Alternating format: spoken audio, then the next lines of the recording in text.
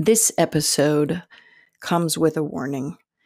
There may be upsetting content for some of you because I will be mentioning abuse.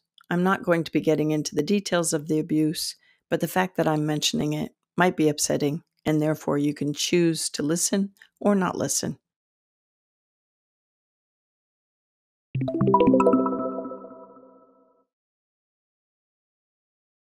I've noticed the worry that's come up. Instead of letting it hang out in my spleen for all eternity, I've dealt with it. What's the worry about? What's the concern? What can I do about it? And can I pray forward? Can I pray it forward? Can I send it light? Can I hold it up to my angels and say, take this?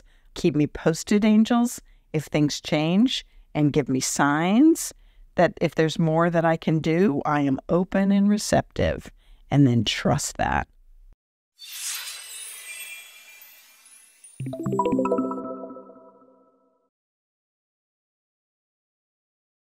Hello, and welcome to the Constance Messmer Podcast. Thank you so much for tuning in.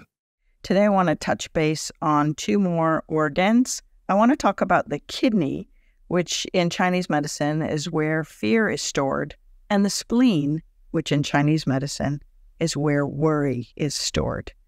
I hope you get some wisdom from our time together.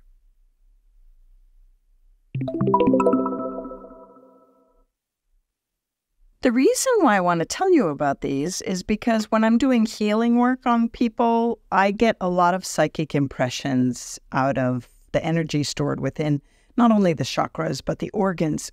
And I use my hands to make the connection, but you could really sit opposite someone. I do this when I do reads on people. I sit opposite them and I tune in with intention to specific either areas of their body where this information can be stored, or I just scan their energy patterns for certain emotions if I get the hit or the pull or the awareness that certain emotions might be holding them back in their life.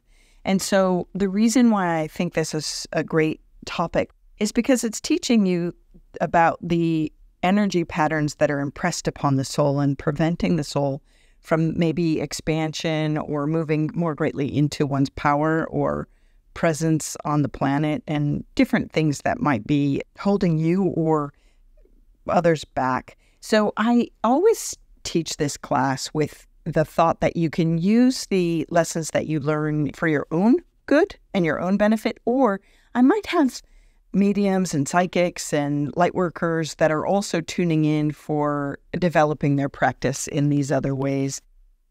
I think it's also helpful to note that empaths, people that, and I think we're all empaths, you remember that, where we all have the ability to pick up other people, how they feel in their body. We feel it in our body. Or even if it's like an ache or a pain in a certain area, or also emotional content or kind of spiritual concerns or spiritual unnerving or mental anguish or states and whatnot. And so feeling worry and fear can definitely be exacerbated if you're even if you're speaking with someone and they're telling you their concern, and then you're all of a sudden they're like, oh my God, I should be worried about that too. Oh my gosh, yes, they're right.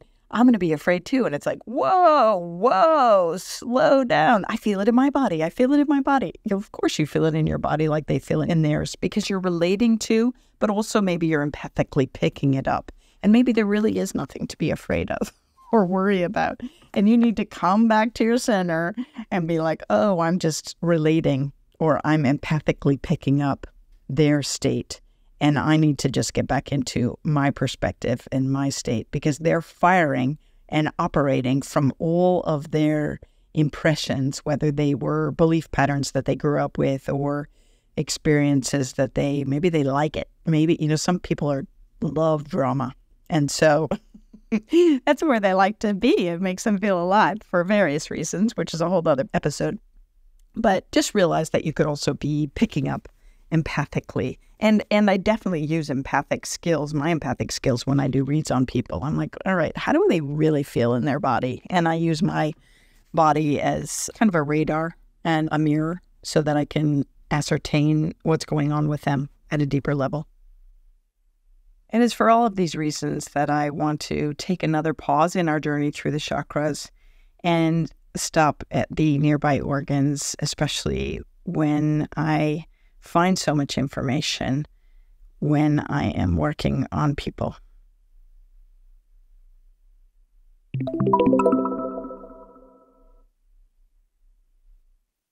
The other area in the body that I tend to put my hands on during healing sessions happens to be the kidneys, because in Chinese medicine, the kidneys are where we store fear.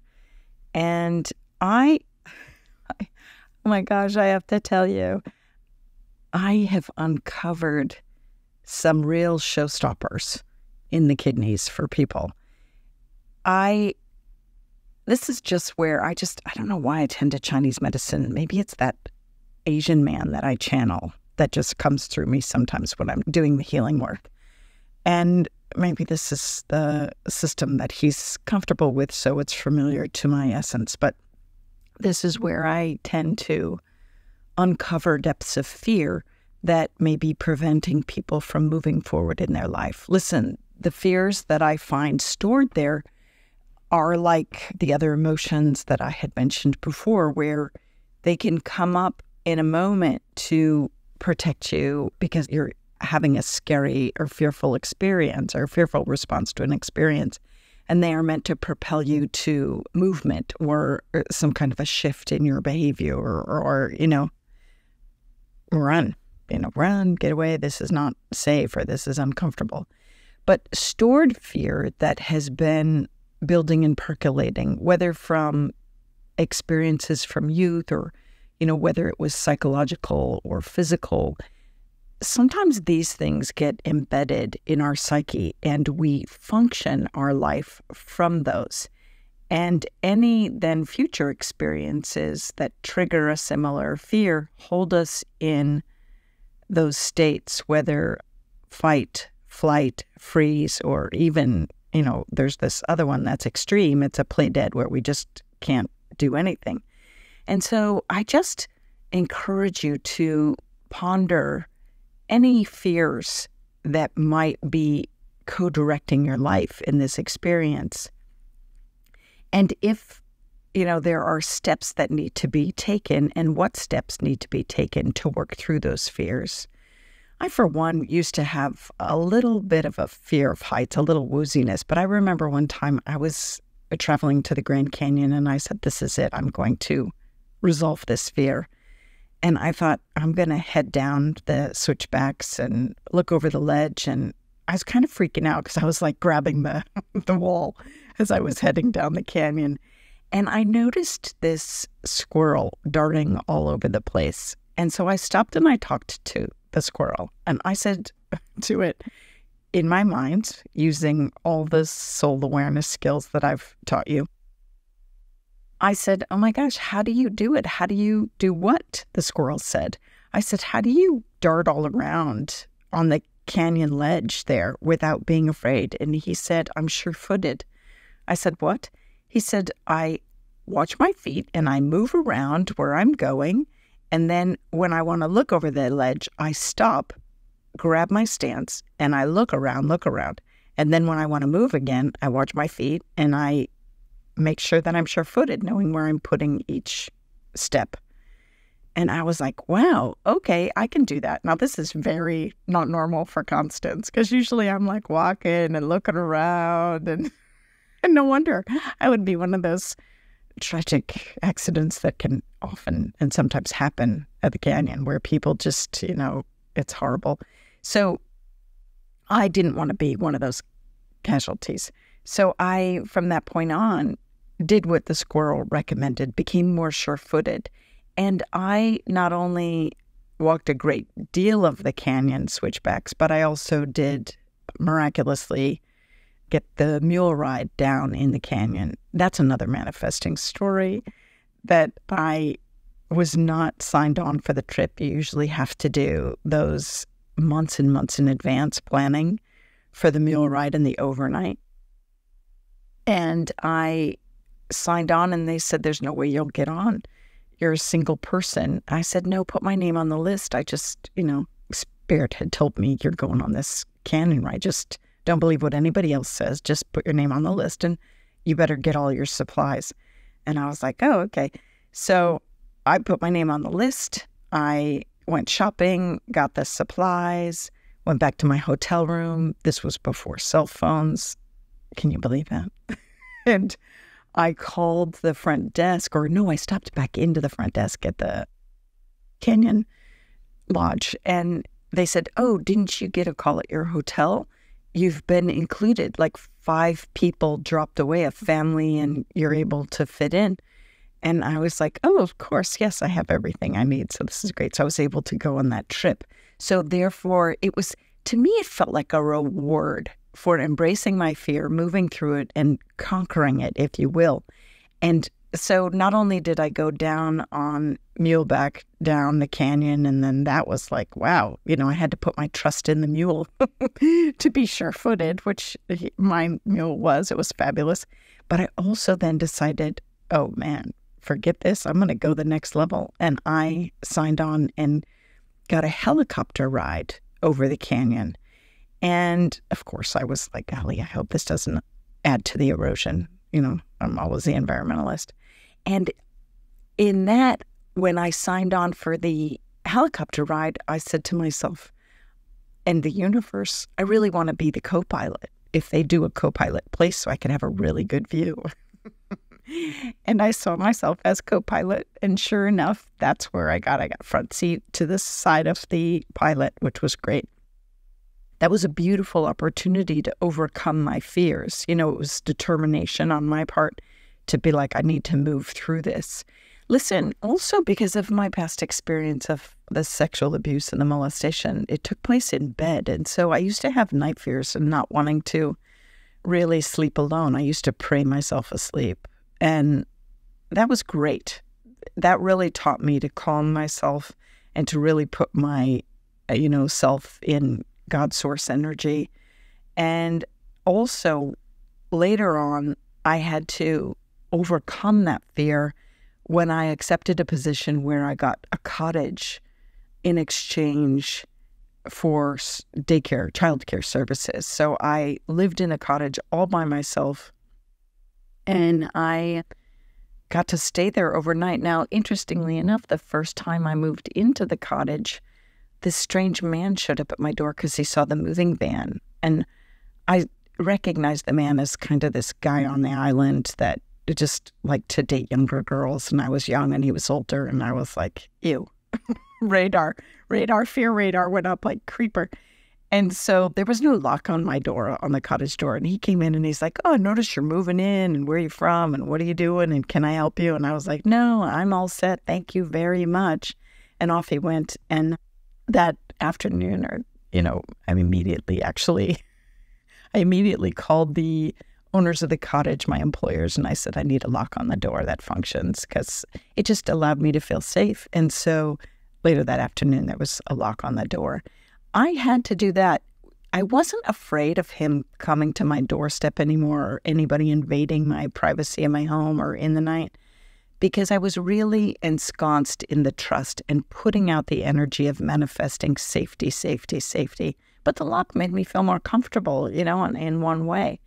And so I had to remind myself to not live in fear, because I know that whole law of attraction concept where what you put out, you draw to you, so I was not worried that I would draw to me another experience of violation.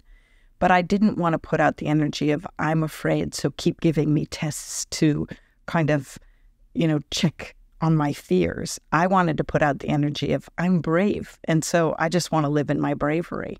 And so these are 2 of my personal examples to conquer my fears. So, now I'm fine. I used to walk through Boston. When I lived in Boston in the city, I used to walk through really, frightful neighborhoods and, past kind of interesting folk. And I just was like, you know what, I'm going to exude love, and I'm going to be solid in my security and my presence of being safe in my being, and exude that safety. And it doesn't matter, I can go anywhere. Now, listen, this doesn't mean that I'm going to super duper tempt that, or, it doesn't mean I'm going to shut down my fear factor, that if something comes up in my being and in my essence and in my knowing that, don't go down that dark alley, or this isn't safe to walk by those people or those whatever, I'm going to definitely follow those cues, but I'm not going to create those cues. I'm not going to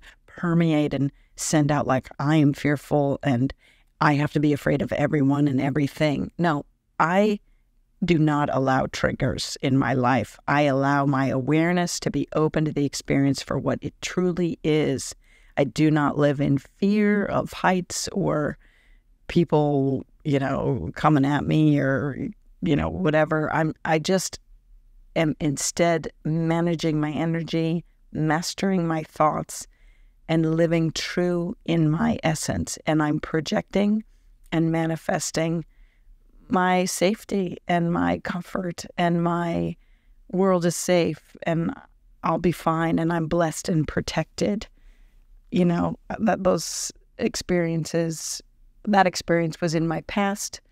And when we get to karma and all those other higher level talks that I'll tell you about, I'll give you my perspective on the occurrence of that even happening, why that happened, or not why, but maybe the energy towards that molestation to me happening, and what I've discovered and uncovered in my experience and in other people on my table, where the energy of that erupts from. I don't want to get into that right now. Right now, I just want to talk to you about don't let your fears run your life.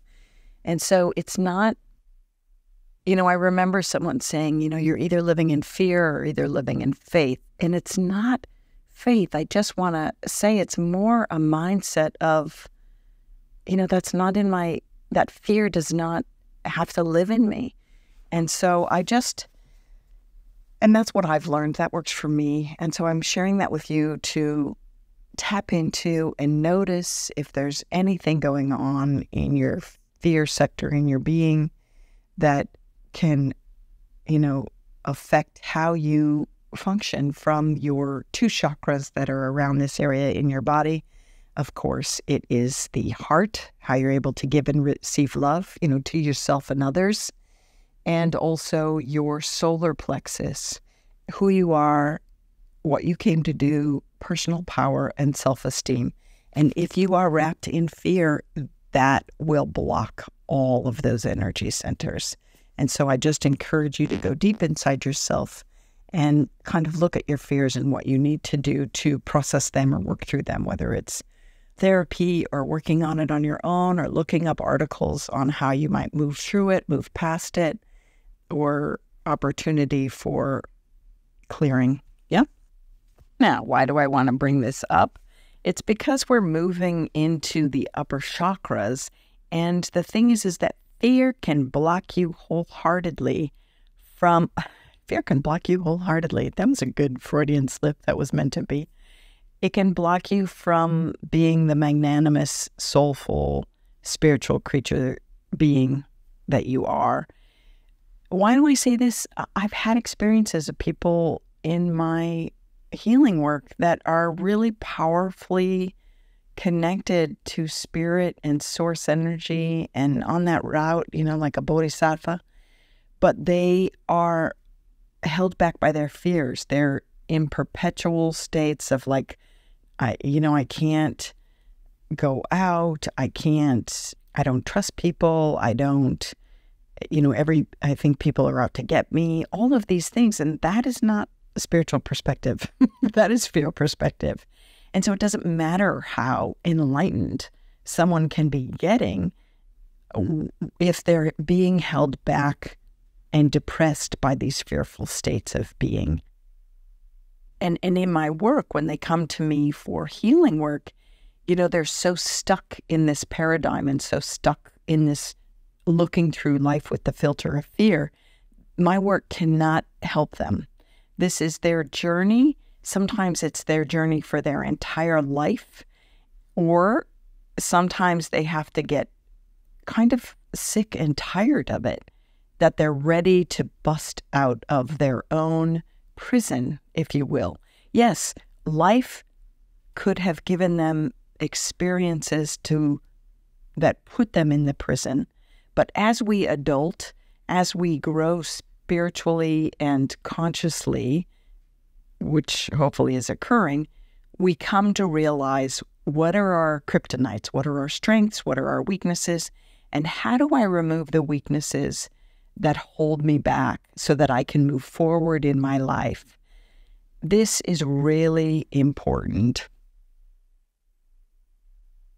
Like for me, do you remember when I was telling you manifesting my dream work? It was fear that held me back from signing on with the woman in Australia and going on speaking gigs and being represented. I am so, golly, my first feeling bubbling up from my being is I'm ashamed of that, which I'm like, wow, that's a strong emotion, Constance. But I'm pissed also too, I'm kind of like, golly, why didn't you dive into that more, Constance? Why did you let it block you? And that's what I'm inviting you to do. Instead of like going, listen, this is a dream. If you have dreams and you're blocking yourself, really, from the dream, look at it like you're trying to manifest something, but it's not happening. Then look at what are the blocks that I'm putting in motion. Now, so let's say at that moment I was manifesting this new experience of doing speaking gigs and getting my work out, or the God work that I meant to do, people in touch with their higher conscience and in touch with their soul awareness so that they can use it in their day-to-day life, like all of us, cool, connected, knowing the deeper mysteries, and God, just so freaking cool. So anyway, I missed the opportunity. Why was that? And it was like, oh, it's because you're afraid. What are you afraid of, Constance? I'm afraid of all that responsibility. Oh, really? That's a false fear. Why is that a false fear, Constance? Because you realize that it doesn't all come from you, it comes through you. So you just have to show up and open your mouth. And spirit, as you know, because this is how you work, Constance, you connect to spirit and spirit feeds you the information. Full body chills, people. Full body chills right now. So I just had to show up. And, I think I told you this before, when I used to do the speaking gigs where I live, in the community where I live, and I would go into auditoriums and do talks, sometimes my assistant and I would be like, okay, can you just put your hands on my head and do Reiki over me? And I just want to clear my energy field so that I, just get out of my own way. But there were times when I would bawl my eyes out backstage and go, God, I can't believe you're making me do this. I'm going to look like a fool. Because sometimes I did look like a fool. I felt I looked like a fool. Like Constance looking at me with her eyes closed and channeling. And sometimes my face would squish up because I'd be holding onto the energy going, come on, or whatever, trying to get the right frequency of who's talking to me. What realm do I need to go to? Is that an angel? Okay, let me go to an angel. No, the information is going to come from a guide. Whoa, now I have to go to God. And oh, here comes so-and-so's loved one on the other side. So I'm supposed to talk to them because they're showing up right here in front of me and I can't deny them. And they're like waving their hands in front of me. So I had to go through all these layers of consciousness. I'm going to teach you to navigate these layers. And the nuances involved in holding the vibration of each, right? And so sometimes I would look like, oh God, don't put this on YouTube. And I'd tell myself that, and I'm like, oh, you're putting it on YouTube. Or, I just had to be okay with it. And I don't mind being a fool for God because I've signed up for that. But sometimes I was like, I couldn't believe that this was what God was asking me to do, was go out and speak without notes. I love notes. You know how I feel about my notes, people. And so this is what, I had to get over the fear of looking foolish. And then I realized, you know what? This is brave steps. This is what courage is all about. This is what comes from the heart, heart, from the word heart. Have courage, have heart, believe. And so I just had to realize that I stopped the manifestation process because of this really foolish fear. I mean, it was fear. It was real fear for me because I was like, I don't want the responsibility. What if I get it wrong? But Spirit's like, Con, you're the perfect vessel because you always go back and go, ooh, I said that wrong. Let me correct that, or because sometimes I've told you the information comes as vibration and I'm like, wait, what are you saying? What are you trying to say? And then I misinterpret, and then I go back and, I've always corrected my foibles, and I've gone like, no, wait, this is how that's meant to be said. Do you get it now? And even in large groups, I have no problem now.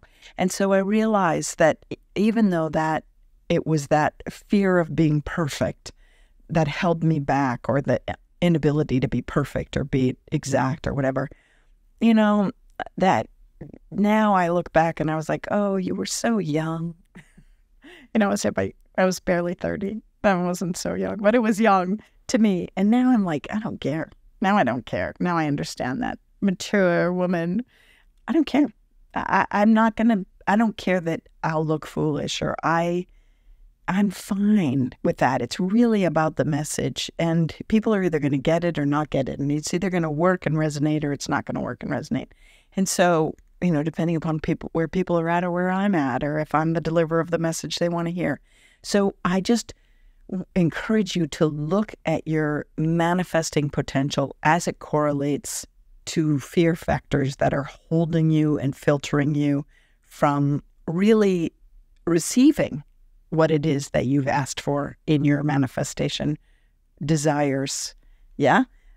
Wow, I didn't know this was going to go there right now. I think it's fabulous.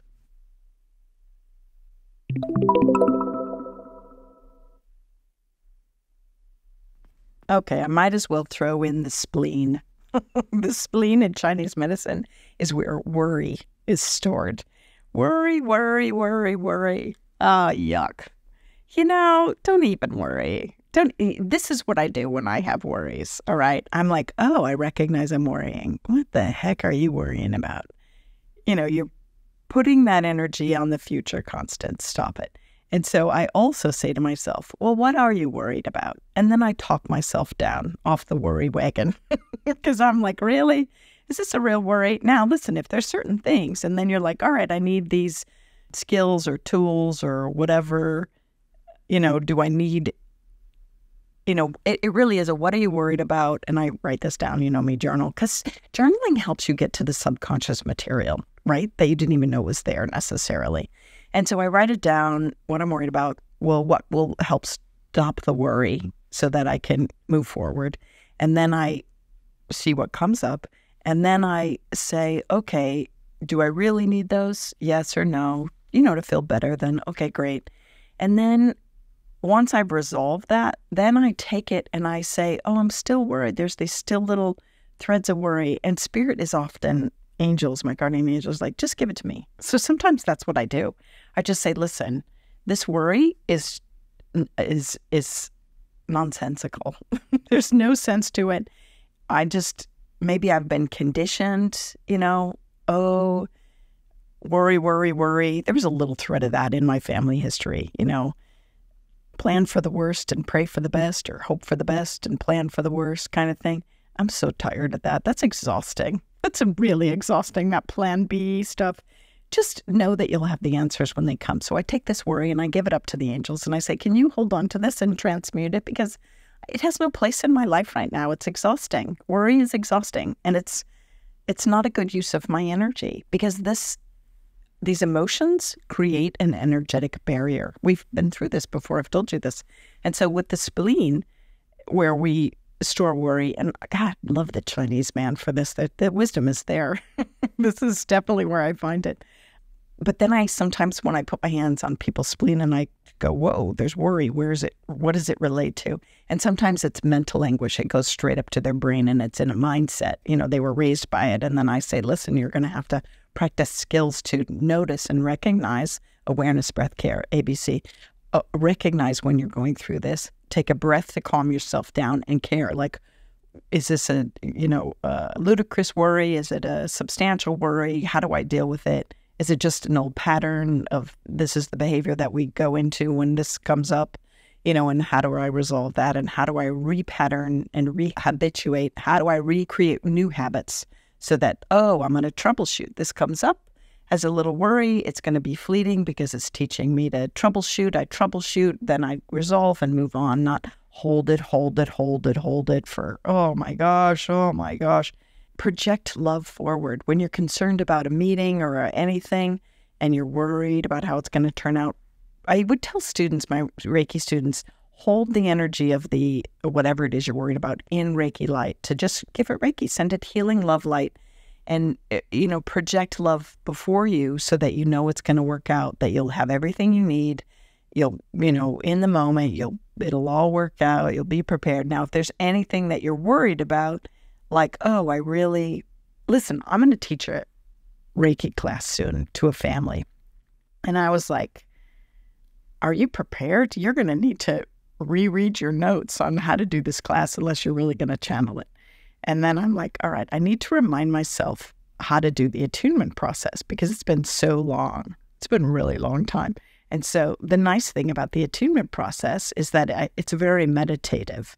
And it's this, I'm not going to get into what the attunement process is and does, but it recalibrates the energy field of the person taking the Reiki class so that they can channel Reiki healing energy as opposed to just regular healing energy. It's the Reiki strain. Anyway, so I was worried, like, you've got to prepare for this class. And so I didn't just sit back and go, oh, I'm going to put that worry up to the angels. No, I had to do something.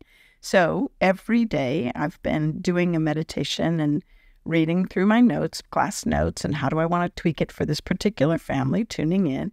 And then also practicing my attunement process in the morning, first thing as a lovely meditation, and as I go to sleep at night. So I will be fully prepared in the moment. So no worry now, because I'm doing what the worry brought up, like, oh, you're not prepared. What is you need to do?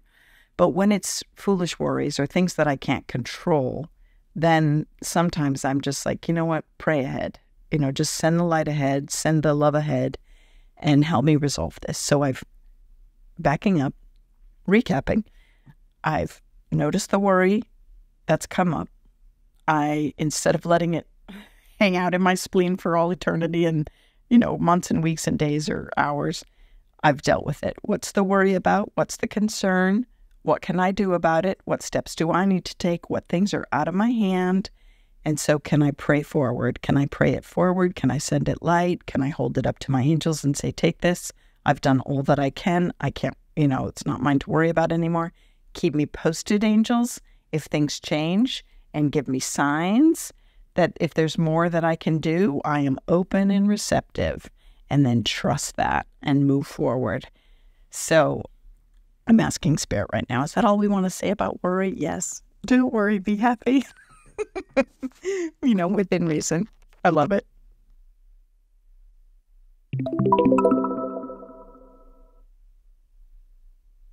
Okay, so that's fear in the kidneys and worry in the spleen. So take some meditation time to maybe on separate days, maybe, go into that, go into each on separate days and kind of see if you've got any fears that need to be resolved and looked at so that you don't use fear as a filter in your life. And then contemplate worry, journal it out, and see if you have any unnecessary worries or necessary worries and what you need to do to resolve them or what they're trying to tell you. These emotions are painful sometimes, right? But powerful. And they are, like all other emotions, meant to be fleeting to teach you to move and take some action. They are not meant to take up habitat in your body and cause trouble in these areas of your body, right? Because disgruntled energy in your energy field, as these emotions, can create imbalance in these areas in your body. So please don't let fear or worry rule your life and overwhelm you. Work to resolve these. Work to learn that they are emotions to come up and help you navigate your day, your choices, your moments in life, and recover from past events where these emotions have held you back and held you in perpetual motion or patterns throughout your life that are ready to be resolved because you're more conscious being and you're more collected and connected to work through these issues and recognize that your emotions do guide you and help you kind of experience your world. But the one emotion that you're really supposed to resonate and live from is joy and love. And so I honor you for going deep inside to look at any worry or fears that are holding you back from a greater source and sense of joy in your being. Hey, Constance Messmer here. I just want to do a shout out of big thanks to all the members. I am so grateful. And all the people dropping in and giving little donations here and there and super thanks and all that stuff. I really appreciate you. You members and you people contributing and subscribers are what helped me bring this content to everyone, really. They both contribute to the cost of production, and I am definitely grateful for that. This stuff is not cheap to put out. Oh my God. Oh my God. So every little bit helps, and I am filled with gratitude that you're stepping up. I am not necessarily a joiner, not usually, but there are environmental issues in other organizations that I do belong to and I contribute to because I like to see them persevere. And I'm hoping you feel the same about this work. I hope you put it into practice in your life. That's another way that you could spread this work and help change our world, which is what I think it ultimately does. As you know, I think if everyone tuned into their soul senses, the world would be a much better place. So when you subscribe, it's a big yes vote for the content, and it helps spread the work across the planet. So when you put the lessons into practice and subscribe and like and share, you help me help you carry the lesson beyond you and me. And I am just really grateful.